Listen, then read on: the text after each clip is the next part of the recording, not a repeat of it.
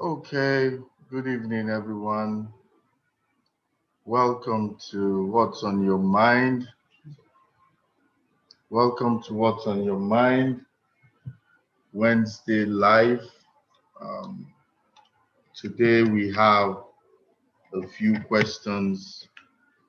Um, we have two questions I wish to answer right now. But before, but before I go on, I just want to ask everybody to try and keep safe. Please obey the curfew. Uh, Obey the curfew, be home on time. Um, and also we have to lend our voices to what the criminal action that is going around in our city.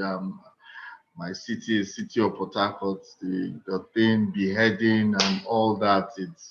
It's something that is strange to us here, and allowing such things to go on, I think we should not. We should collectively condemn that kind of action, and it's time for us to live in peace. We might all complain about governance and leadership and corruption, but I also think that there has to be boundaries for everything. So be that as it may, I would just want us to be safe.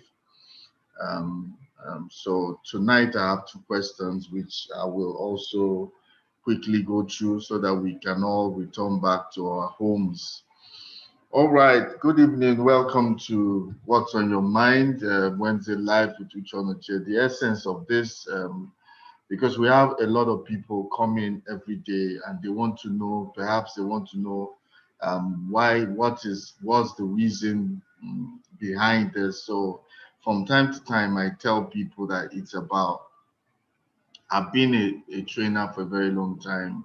I've been a speaker for a very long time, and I sometimes topics are discussed, business leadership topics, but that might not be my issue. Mine might just be a life issue. Mine might just be concerning marriage, concerning relationship, concerning day-to-day things. And so, yeah, I'll benefit from the business seminar, but I also would like to benefit from life, from the life issues that I have. And also, even in the business seminar, it's not everything that I can say.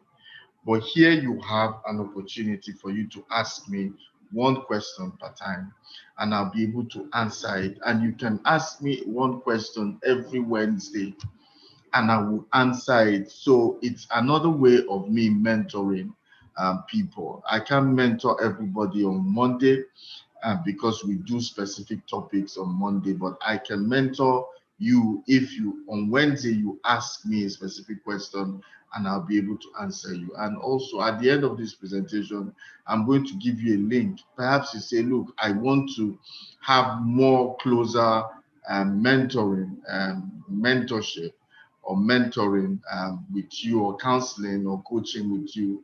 And then I will give you a link. If you want that, then you can sign up for that link. There you have direct access to me and I can answer your questions.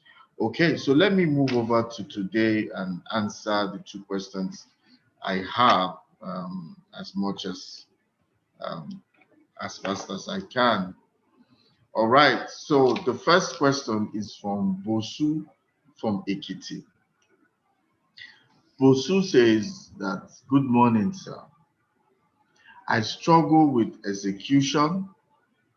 I am very good with ideas, but not very good at bringing them to reality. I don't have the funds to hire someone to assist with the execution plan. How do I overcome this? Okay, the thing is about having ideas. You must be able to translate it into reality. I'm sure you have all these things written down, but there comes a time that you need to now translate it into reality. Execution is the human aspect. There's a book I'll recommend for you. It's called Execution, the Discipline of Getting Things Done. It's by Larry Bossidy and Charan. Ram Charan and Larry Bossidy. Execution, the principle of getting things done. I think you need to get that book, because one thing is to have the idea, but how do I bet it? Execution is now dealing with people, having the right kind of people on your team and on your side. It's about now engaging with people that can help you bet that vision. It's about motivating a team of people that can make sure that that thing that you want to achieve comes to pass. That is execution, business execution. I have a whole course, a whole module of courses, of almost like 6 courses in our business school on business execution. So it's very, very vital in any business execution. Now you say you don't have money to hire someone to assist you with execution. How do you overcome it? If you don't have money to overcome to hire someone, then maybe you have to look for other ways. Maybe you have to look for partnership. I will suggest, because it's about people that have the right skills. It's about putting a square peg in a square hole. It's about having the people that know what to do to get that vision off the table. So you need to work with people. You need to work with what I will tell you to do. First of all, you need to do a research for the business idea you have. What is your business idea? That is where to start. Don't think about the money first. What the business idea, what do you need to translate this business idea into reality? I believe that you could have up to 10 to 12 items on your list. What do you need to do to be able to translate this idea into what is the first thing? I will even tell you the first thing that you need is capacity, building capacity for that thing that you want to do. There are a lot of courses, there are a lot of business, there are a lot of seminars everywhere, every day. You first of all need to locate your industry, your market, where you intend to get into, and begin to familiarize yourself with the market. I want to believe you've done so. If you have not, then that is a good place to start. Get a list of things that you need. Just behave as if someone just came, a rich uncle just came to you and said, look, what do you need to bet this idea? Just write it down. When you write things down, you put them in the right perspective. When you write them down, you will begin to realize, what do you need to bring these things to pass? What do you need to bet it? So now you need a list of the things that you need. Then you begin to build capacity. The time that you don't have money is the time of building capacity. Then apart from that, now you say you have the idea. So now is to engage. Your research, your feasibility study is telling you where the places that you need to go. Let me give you an example. A guy came to me, he's in the oil and gas sector, and he's saying he needs to launch out, but he does not have technical knowledge in some certain areas. He's an engineer, and in his field, he knows what he wants, but there is a special skill that is required. So when he came to me, I told him that, look, go and look for a partner, or if you can pay someone that can take up that role as a staff or a partner. So, and I told him that was the time that there's an oil company that just laid off his people and said they were doing right sizing. So I said, look, there are a lot of people out of the oil and gas sector that will be willing to partner with you. So go and look for a partner, which he did. And he later came to tell me that the best thing that happened to him was to get he was in his early 30s or mid 30s, and his partner was in the late 50s. has worked in the oil company for 20 years. So they were able to partner, and that partnership was able to make them launch a very successful oil servicing company. So that's one form of partnership. But you know, the problem with people is that they will still believe in this empire mentality, building empire mentality. So what happens is that we just want to be 100% owner of the business. We just want to be 100% owner of the business. So we don't want partnership. We are waiting for a big break to come so that we can partner, so that we can have money and to run everything. I hope you are not that kind of person, Bosun. If you have partner, if this is the time for you to have your feasibility study and your business plan, then you can now source for investors. You can source for investors.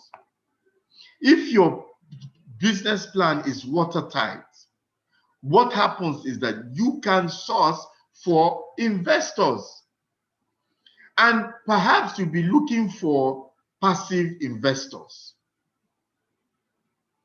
Investors that are bringing their money, but not necessarily their day-to-day working, doing this with you.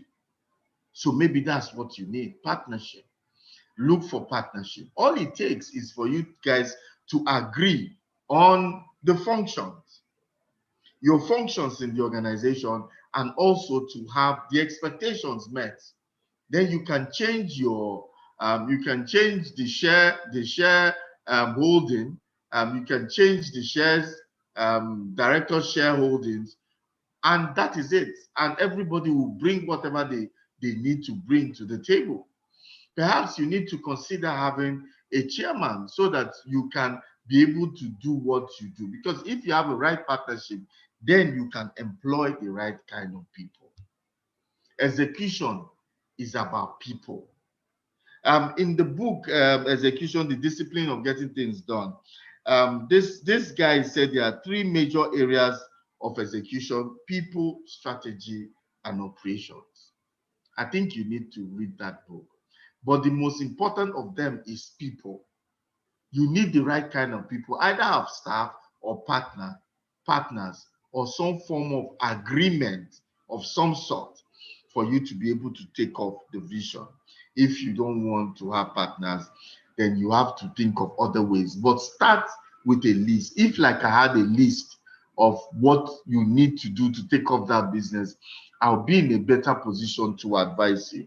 But because I don't have that list, I'm just doing a general kind of thing. Then you also need to talk about in your list finances. That's why I talked about. That's why without finances, you might not be able to employ the right kind of people. That's why I talked about you being able to source for funds. If you don't know how to source for, or you don't want to source for funds through the bank or financial institutions, then you have to look for angel investors. Yeah, so that angel investors that can give you money, but they will ask to become part of the business. So this is also about execution. Without money, you cannot execute anything. So you need to solve that issue. Then I would suggest you go to a business school. It's only in business that people want to launch out, but they don't want any form of training. It's in business and in marriage that people just feel that they can just go ahead and do it and get it right. And most of the time they don't go to a business school and do a startup training. We have an excellent startup training here. We have SME training. We even have trainings for retirees. You need to be taught how to develop ideas. You developed it. You need to be taught how to execute it. You need to be taught how to maximize the potentials that you have. You need to understand modern day business and technology. There's a lot. You need to understand financial intelligence and discipline. You need to understand figures, financial figures. So you need a business school. You need that knowledge. Then continuous learning, and you need experience. If you don't have experience, then you need to merge with somebody that has that experience. One thing you need to realize, execution is about mobilizing. Is about mobilizing to site, mobilizing to market, mobilizing to engage external forces. So it's not the idea stage is past. Now it's about execution. It's now about engaging. So I will tell you, I will ask you to get that list done. If you still want to ask me questions, next week Wednesday you can ask me question on anything I've answered you. So Timi from Bielsa, if you miss any part of this, go to my YouTube, Uche Onochie, on the YouTube, my YouTube channel, and you'll get the full answer to your question. Okay, let me quickly move on to, sorry, Bosu from Ekiti, not Timi. Yeah, let me quickly move on to Timi from Bielsa. I want to believe that Timi is a man.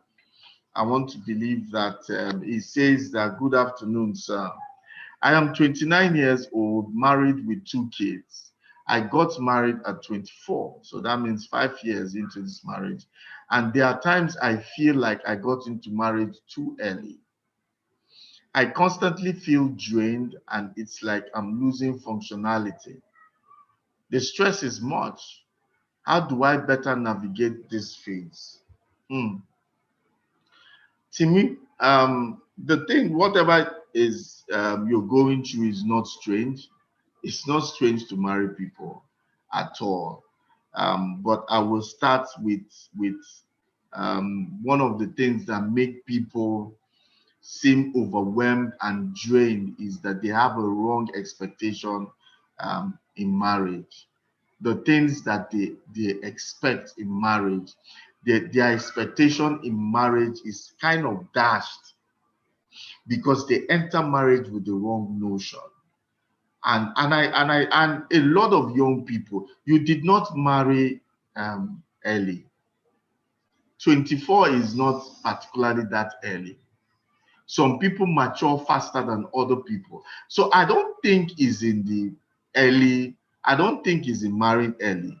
I think it's in the principle, understanding the principles of marriage, understanding, having the right kind of expectation. And I also think that the things that you're listening to, what you are surrounding yourself with now is promoting a certain level of negativity that is not helping you at all. So you need to probably change the things that you're hearing. And you need to change the certain things that you're hearing. If it's a form of counsel, or in form of your thoughts, or in form of the people you hang around with, then I think you need to revisit these things, because whatever you are feeding yourself with is magnifying. You will feel, nobody that is married that doesn't feel like one day they want to pack their bags and just run. It's not a marriage can be heaven on earth, but it can also be hell on earth if you have the wrong notion.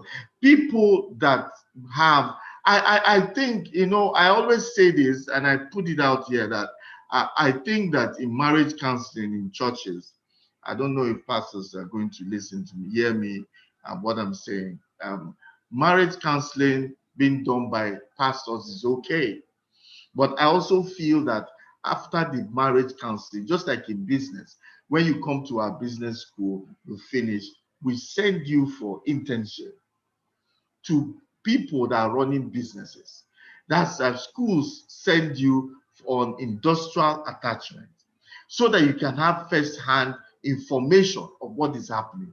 Like the same thing with marriage. I believe that if we have some identified 4 matured couples, not less than 15 years in marriage, minimum of 10 years in marriage, that have gone, because at 10 years, 15 years, you've gone round the circle many times.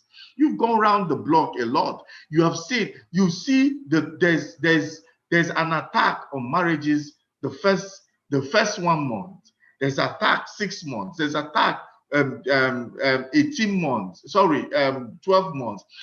5 years, 10 years, every level in marriage at a particular time, there comes challenges you will face that will help you go to the next level. And most time when people face those challenges, they begin to feel that it's either them or their spouses that the problem is coming from. No.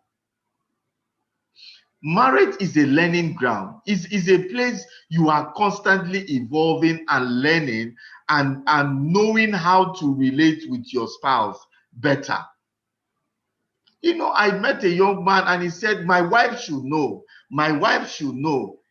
He just married and he's telling me his wife should know. How will she know? You have lived 30 years in another family. She has lived 28 years in another family. And you're saying she should know. So who has taught her? The marriage she had, her mother had with her father is different from a 21st century marriage.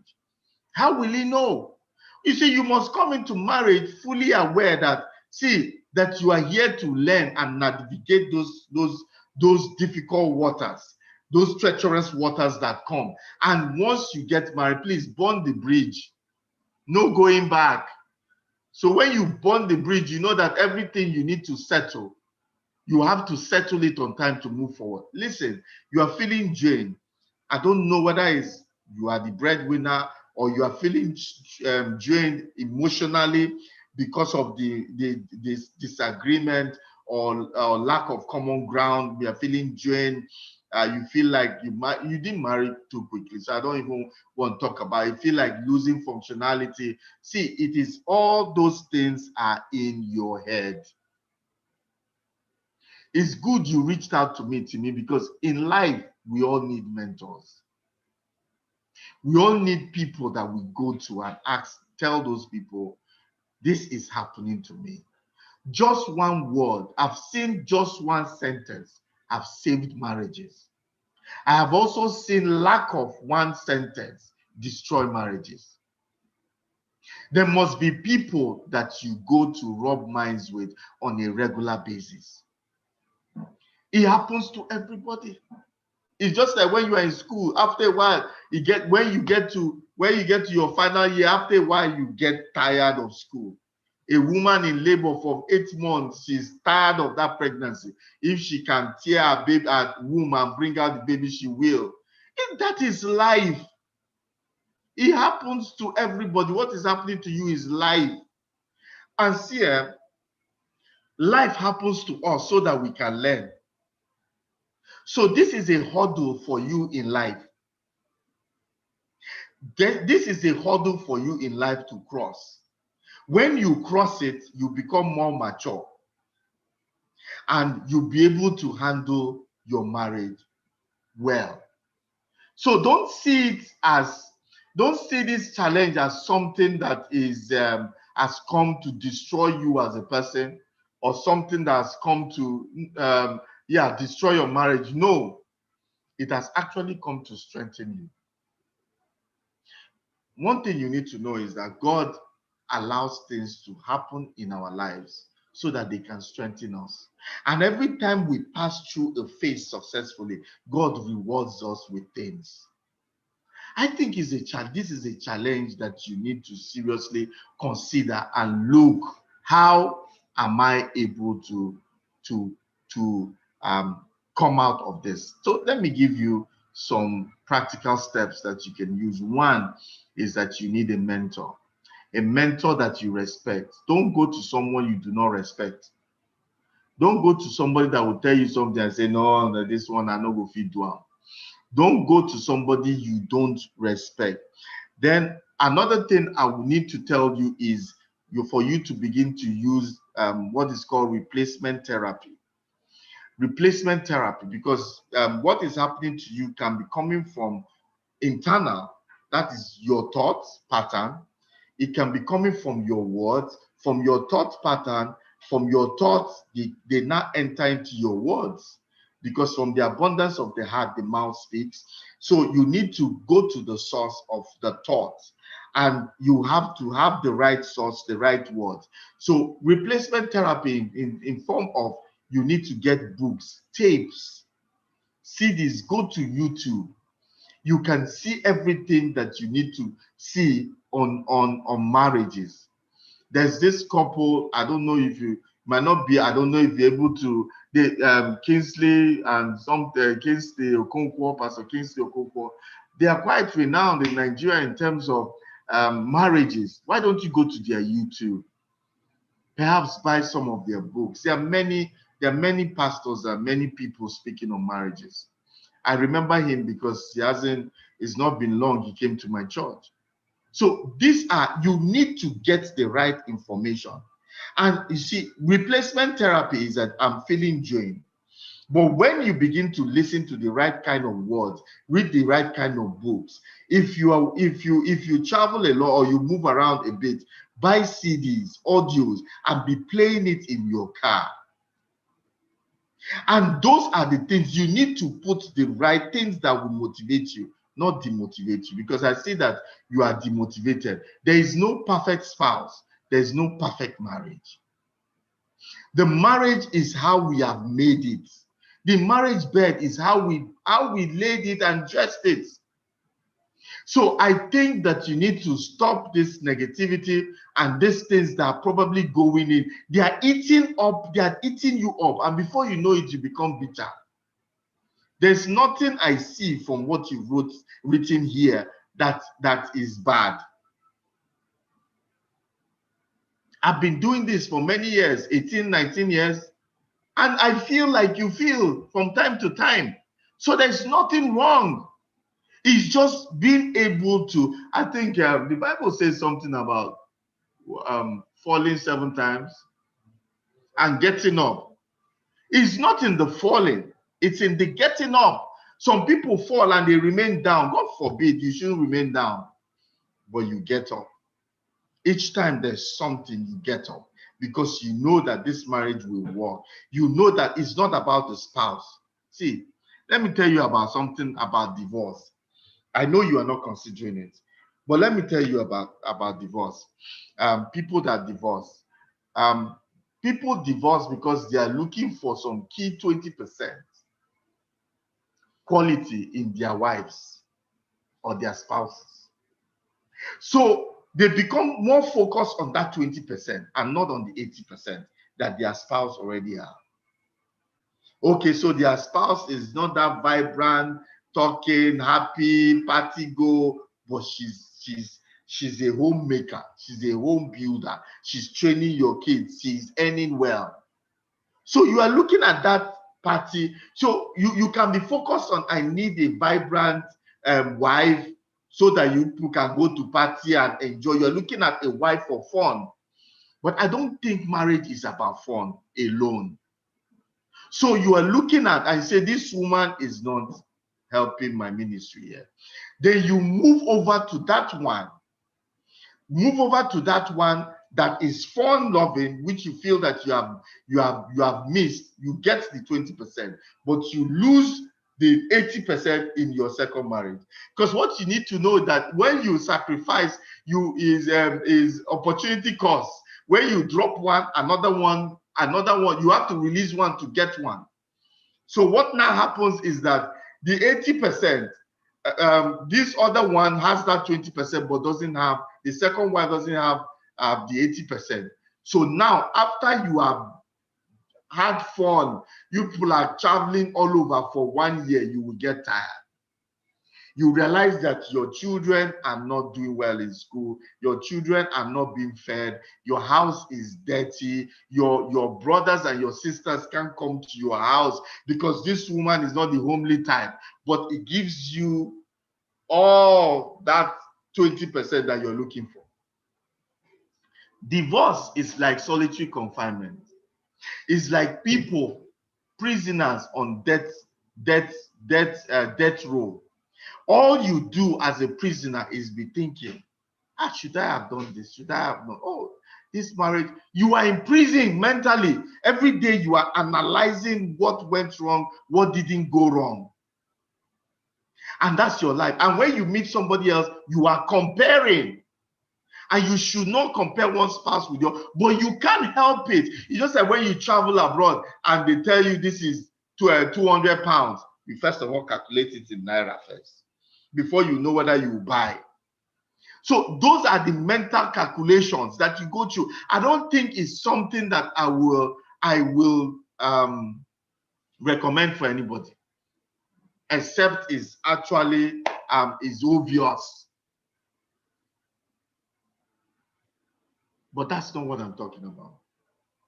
And when you are now, you begin to look for that 80% in that woman, she doesn't, and you get tired. This woman is about spending money, and you begin to feel again that it's time to move to the third wife. Once you cross the first one, there's a possibility you don't have self-control, you continue to the fourth wife. There are people that have 3 wives.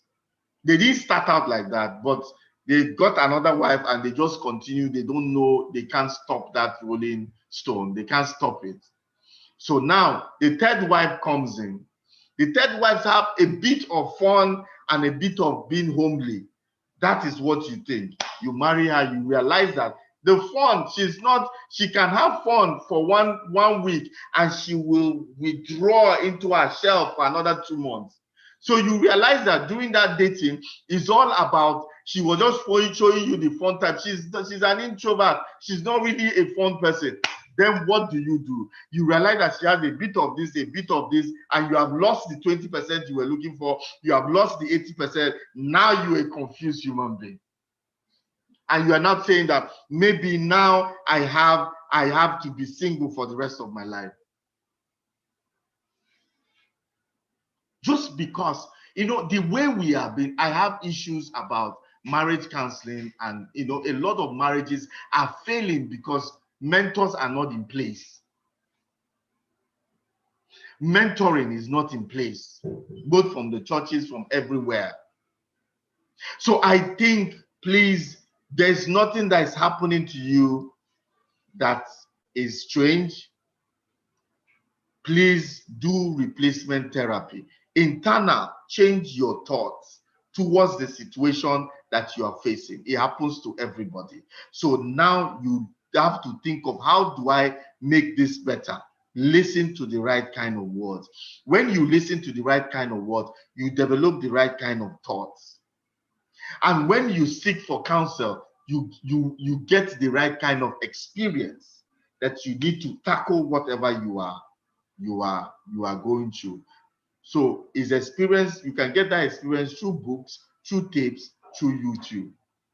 So to me, please, nothing do you, as they say in Niger Delta, nothing do you, it happens to everybody. But please, if you have friends that are talking rubbish or have a warped sense idea of marriage, you need to stop listening to them. I don't say don't be friends with them. Please make sure you don't take advice. There are some people, when they are talking, just switch off. They have nothing to offer you. Somebody that is broke is telling you about financial freedom, telling you about wealth creation. When afterwards you enter your car and drive, he's looking for transport. How can you take advice on wealth creation for somebody like that?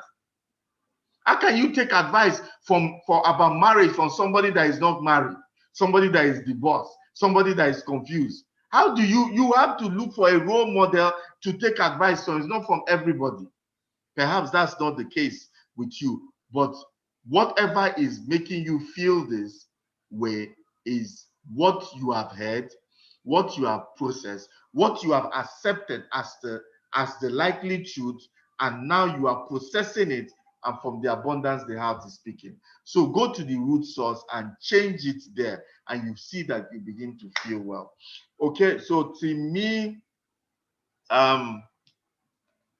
I need to go. There's coffee in my house, in my town, my city. I need to go and release my people. But I think that you are good. Like I said, nothing do you. If you want to still talk to me, you can still send a question. I will answer it next Wednesday. If you want to speak to me on the phone, can reach out to my people. Number, you can put the number, and my people will reach out to you and get a day we can talk if you wish. But if not, it's cool.